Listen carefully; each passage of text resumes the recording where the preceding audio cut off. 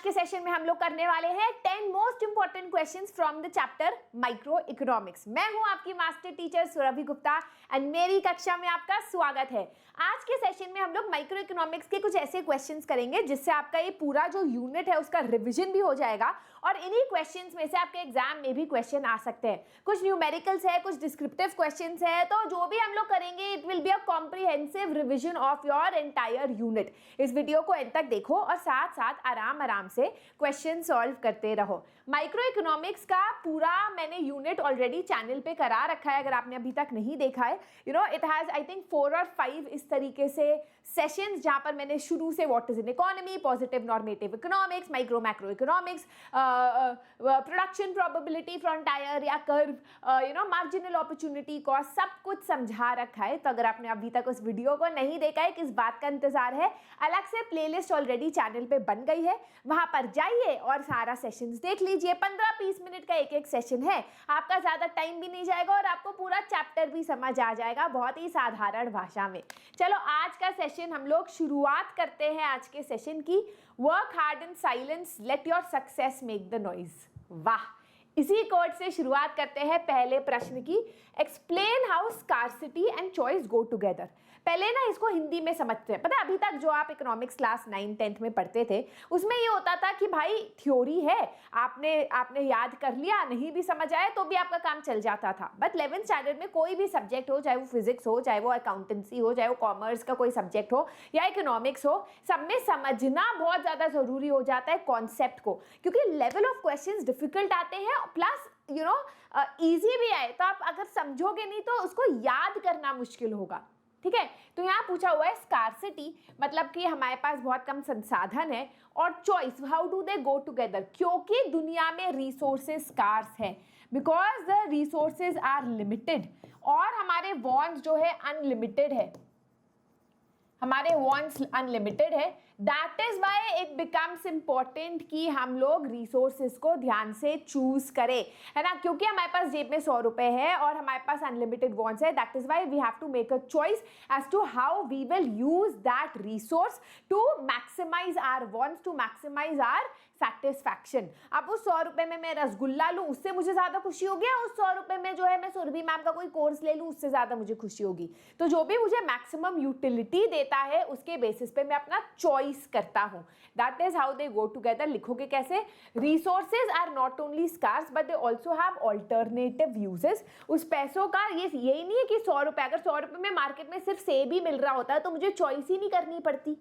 100 रुपए से सेब ही खरीदने थे, बट प्रॉब्लम है कि सेब भी खरीद सकते हो, आप मैंगो भी खरीद सकते हो, एप्पल बोलने वाली है ना, बहुत सारी चीजें खरीद सकते हो। वैसे ही because resources are scarce and they have alternative uses, that is why the problem of choice arises in, and that is the essence of any economic problem.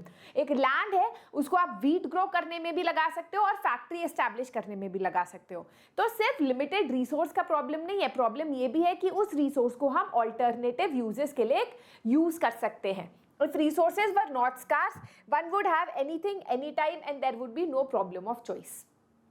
तो limited resources and alternative uses of resources लिखना है आपको। दूसरा question, an acre of land produces 100 bananas। तो एक land है, ठीक है, वहां पर या तो 100 बनानास देख लेते हैं, है ना, यहाँ पर बनानास लिख लेते हैं और यहाँ पर रख लेते हैं एप्पल्स। तो या तो 100 बनानास और 0 एप्पल्स हो रहे हैं, या फिर 200 एप्पल्स एंड 0 बनानास। ये प्रोडक्शन प्रोबेबिलिटी कर्व है, बनाने की जरूरत नहीं, बस दिखा रही हूं। तो यहां पर फॉर्मूला लगाओ, marginal opportunity cost is the delta, है ना, delta loss divided by delta gain. मतलब इस तरीके से अगर हम फॉर्मूला को लगाएं और हम फाइंड आउट कर रहे हैं marginal opportunity cost of bananas, तो अगर बनानास अगर आप प्रोड्यूस करना चाहते हो कि तो क्या लूज करना चाह पड़ेगा आपको, क्या आपका अपॉर्चुनिटी कॉस्ट होगा, एप्पल को अपॉर्चुनिटी कॉस्ट होगा। तो यहाँ पर बनानास अगर प्रोड्यूस कर रहे हो तो एप्पल जो है 200 लूज कर रहे हो। जब आपने 200 एप्पल्स लूज कर लिए तो कितने बनानास गेन कर लिए? 100। तो आपका marginal opportunity cost of making 1 unit of bananas is 2। ठीक है, आपका 2 हुआ।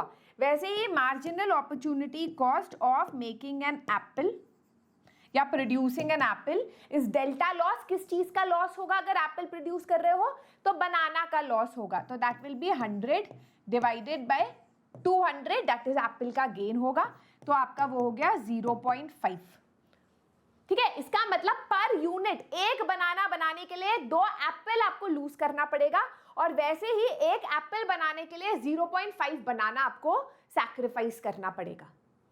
इस तरीके से आपका मार्जिनल अपॉर्चुनिटी कॉस्ट हम लोग कैलकुलेट करते हैं। ठीक है, अगला distinguish between micro and macro economics, ये तो बहुत ही बेसिक क्वेश्चन है।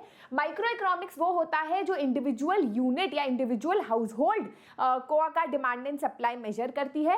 मैक्रो इकोनॉमिक्स में हम इकोनॉमिक इश्यूज को ऊपर से देखते हैं at a whole level, right. Micro economics में आपका मेन टूल होता है demand and supply, market forces of demand and supply, और यहाँ पर टूल होता है market forces of aggregate demand and aggregate supply. यहाँ पर हम लोग पर यूनिट देखते हैं कि कैसे हम इंडिविजुअल का गेन कर सकते हैं पर unit, maximisation of individuals gain. यहाँ पर मैक्रो इकोनॉमिक्स में फोकस रहता है पूरे सोसाइटल लेवल पे किस तरीके से हम सोशल वेलफेयर कर सकते हैं, सोसाइटी का गेन कर सकते हैं। ठीक है, इसका नैरो स्कोप है इंडिविजुअल, फर्म या मार्केट। यहाँ पर थोड़ा स्कोप वाइड हो जाता है जिसमें आप पूरे देश या ग्रुप ऑफ स्टेट्स या कंट्रीज को देखते हो। ठीक है, चलो, What does the problem for whom to produce refer to?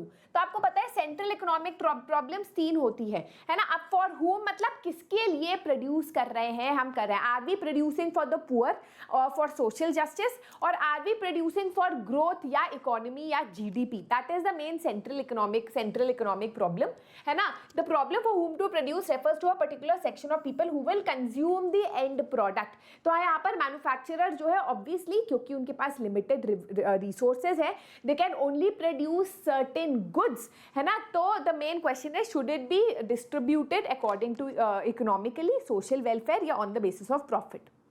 ये आपका मेजर डिलेमा रहता है। Rahul has 3 options of a job offering him a salary of 20,000, 25,000, 30,000 respectively. What is Rahul's opportunity cost? तो यहाँ पर राहुल ऑब्वियसली 30,000 की जॉब लेगा, तो उसका opportunity cost is the next best alternative जो यहाँ पर हुआ 25,000 का। क्लियर? चलो, explain the properties of production possibility curve. तो आप इसमें प्रॉपर्टीज क्या बताओगे? आपको पता है कि आपका एक्स एक्सिस है, वाई एक्सिस है, आपका प्रोडक्शन पॉसिबिलिटी कर्व जो है it is concave to the origin.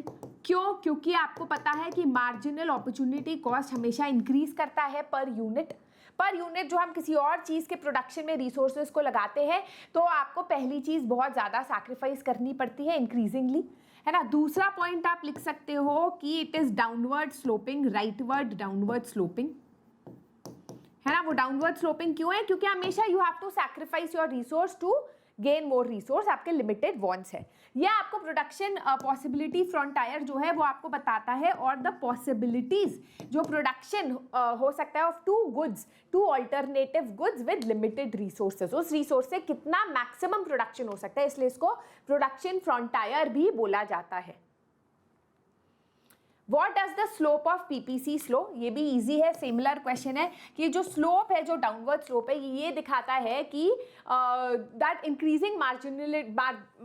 increasing marginal opportunity cost at every time is lesser and lesser, मतलब marginal opportunity cost increase कर रही है, इसका मतलब resources जो है कम से कम efficient हो रही है। इसका मैंने एक बहुत अच्छा एग्जाम्पल दिया था जब मैं चैप्टर पढ़ा रही थी कि जैसे आपको लगता है कि भाई आपकी मेड आई है ना, वो आपके घर जो है 3 घंटा काम करती है और लेट्स से झाड़ू पोछा लगाती है। अब आपने सोचा यार एक मेड आ रही है 3 घंटा आ रही है, उसे किसी और काम पे भी लगा दूँ, तो मैं उसे बर्तन साफ करवा दूँ। अब उसका टाइम जो है 1.5 आवर्स में बढ़ गया। अब काम तो आपने 2 करा दिए, लेकिन क्या हो रहा है कि झाड़ू पोछा शायद वो थोड़े पार्ट ऑफ घर में ही कर पा रही है, फिर आपने उसको और ज्यादा बोल दिया कि नहीं तुम अब 2 घंटे झाड़ू पोछा करो, तो ऑब्वियसली फिर आपको जो है आपका जो घर की सफाई होगी और ज्यादा कम हो जाएगी, तो आपका सैक्रिफाइस होने लगता है, बिकॉज एक रिसोर्स को आप एफिशिएंटली बहुत मतलब इक्वली जो है यूटिलाइज नहीं कर पाते दोनों कामों में, प्रोडक्शन ऑफ बोथ गुड्स में, है ना। इसीलिए the more unit you are producing of X good, आपको ज्यादा unit of Y good sacrifice करना पड़ता है एज शोन हियर। ठीक है, from the following production PP schedule calculate the MRT of good X. ठीक है भाई, ये भी आसान है ना। तो आपको MRT पता है is delta Y divided by delta X. तो यहाँ पर तो फर्स्ट में कभी MRT नहीं निकलता है, रेट है क्योंकि, है ना। तो डेल्टा वाई क्या हुआ, 1 हुआ, यहाँ भी 1 हुआ, तो 1 है आंसर। 11, 12, 13 2 हुआ, यहाँ 1 हुआ, 2 हुआ आंसर। फिर 8, 9, 10, 11 3 हो गया, 1, ठीक है। फिर यहाँ 4 हो गया एंड 1। तो 1 2 3 4 आपका MRT हो गया फॉर गुड एक्स, ठीक है। 1:1, 2:1, 3:1 और 4:1, right. Can the PP curve be a straight line, ये बहुत इंपॉर्टेंट क्वेश्चन है। MRT जो है, सॉरी, PPP कब स्ट्रेट लाइन होगा, तब स्ट्रेट लाइन होगा अगर every 1 unit of good Y produced के वजह से सैक्रिफाइस हो रहा है, we are sacrificing only 1 unit of good X. तो जब MRT रेशियो में होता है 1:1 का, तब आपका PP स्ट्रेट लाइन होगा। पर ऐसा नॉर्मली नहीं होता, ये तभी हो सकता है, लेट अस से कि आपकी एक फैक्ट्री है और आप उसमें जो है सोफा बनाते थे वुड का, अब आप सोफे की जगह चेयर बना रहे हो वुड का, तो आपका जो पूरा सेटअप है वो सेम ही है, तो आपका ज्यादा लॉस ऑफ आउटपुट नहीं होता है, समझ लो, ज्यादा लॉस ऑफ आउटपुट नहीं होता है। आप चेयर बना, पहले वो सोफा बनाते थे, आप चेयर बना रहे हो, तो ऐसे सिचुएशन में आपका MRT जो है स्ट्रेट लाइन में होता है ना। When marginal rate of transformation remains constant, it means that for every additional unit increase in the production of good, the sacrifice of the production of other good remains the same. ये तब होता है जब resources are equally efficient in the production of different goods, in case we get a downward sloping straight line production possibility curve. तो resources जब equally efficient होते हैं, as I told you, equally efficient होते हैं, तब हम बोल सकते हैं हाँ प्रोडक्शन पॉसिबिलिटी कर्व जो है स्ट्रेट डाउनवर्ड है, ठीक है, स्ट्रेट लाइन में है। ऑलराइट, अब यहां पर क्वेश्चन क्या है, अच्छा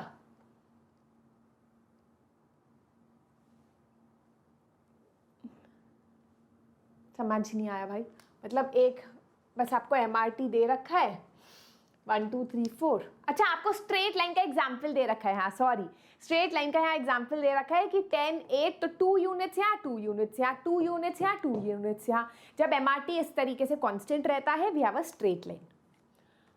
ऑलराइट, 10वां question, a lot of people died and many factories are destroyed because of a severe earthquake in a country. How will it affect the country's PPC? तो ये हमने पढ़ा था कि ये जो आपका PPC है, अगर बहुत ज़्यादा लोग मर गए, फैक्ट्रीज भी डिस्ट्रॉय हो गई, तो कोई भी गुड होगा, चाहे वो गुड Y होगा या गुड X होगा, उसका प्रोडक्शन कम हो जाएगा, the production will decrease, so we will see a leftward shift in the PPC।